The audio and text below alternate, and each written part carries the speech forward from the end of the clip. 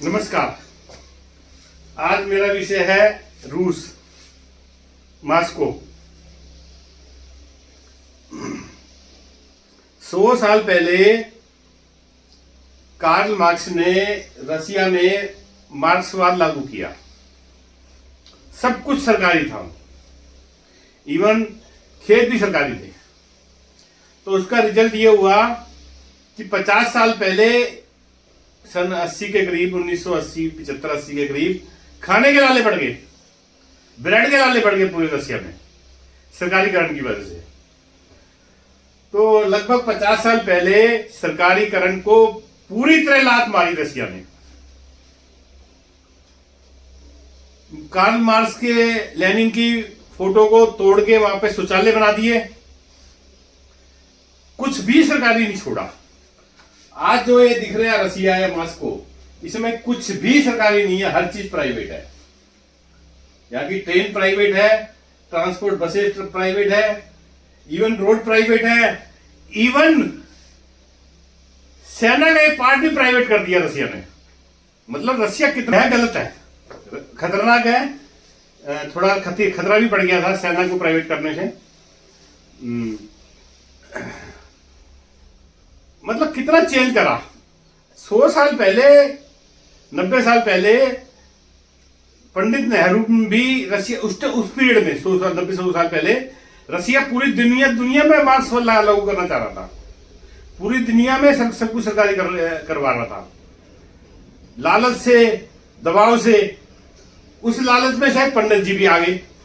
इसी लालच में या दबाव में पंडित नेहरू जी ने भारत में भी काफी हद तक सरकारी कर दिया।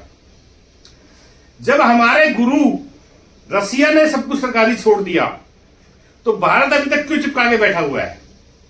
वहां न रेल सरकारी है, न ट्रांसपोर्ट सरकारी है, न हथियार बनाने की फैक्ट्री सरकारी है। भारत में अभी तक सब चीज चल रही है।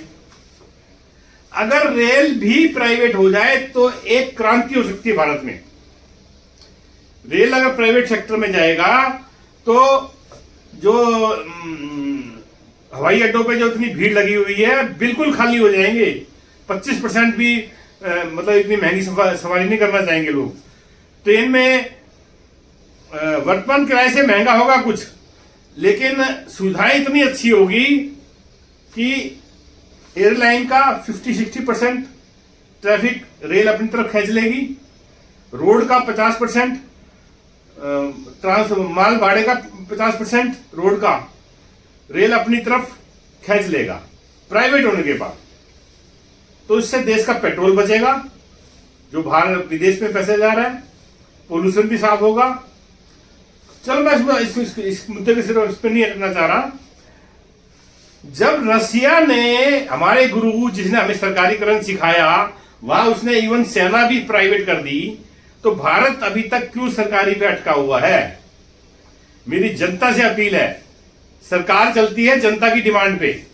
भारत की जनता ही सरकारी को अच्छा मानती है, इसलिए पार्टियां, रूलिंग पार्टियां चल रही हैं इस पे।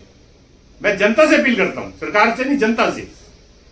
निजीकरण के पक्ष में आगे भारत को बहुत विकसित बनाया जा सकता है। और जब तक निजीकरण पूर्ण तरह से नहीं होगा, भारत को विकसित बनाना धीमा चलेगा। अगर विकसित भारत को तेजी से बनाना है, भारत की गरीबी को तेजी से दूर करना है, तो निजीकरण ही हल है। धन्यवाद।